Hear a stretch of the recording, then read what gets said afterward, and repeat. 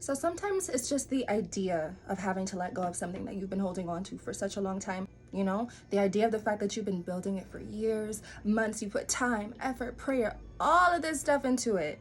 And to think that you have come to a point where that season is up can be nerve-wracking.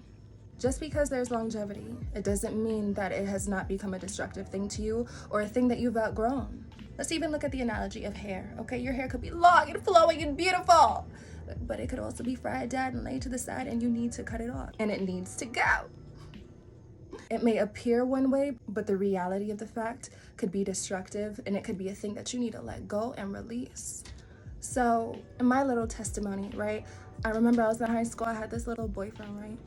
We were going on for 1 year, 2 years. I was like, yes! This is what I've always dreamed of since I watched Disney Channel. This is what I've always dreamed of. But it was toxic. Toxic. I had to let it go.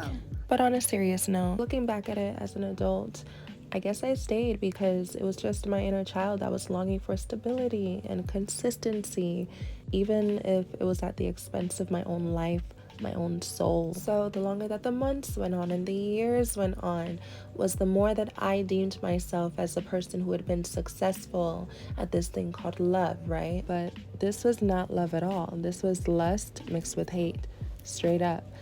He had hatred for himself. If you can't love yourself, you cannot love others. Do not let longevity overrule your perception of the reality of how destructive that thing has become or has been this whole time. Sometimes you gotta move on. The transitional phase may be uncomfortable, yeah.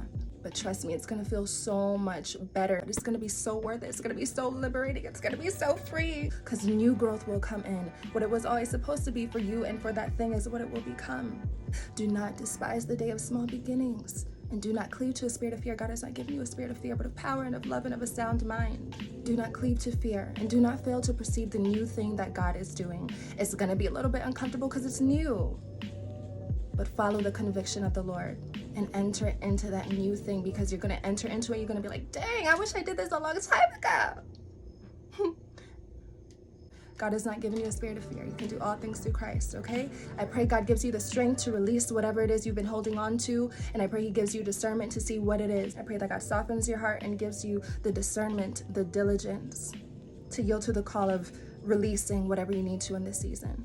Do not despise the day of small beginnings, and don't give yourself over to fear, and don't fail to perceive the new thing that God is doing. I don't know what God is telling you to release today, okay? I may have this head wrap on, but I am not Miss Cleo, okay? Go to God about it, all right? This may just be serving as confirmation and greater perspective to somebody who has already known within themselves. It's time to let go. It's time to move on.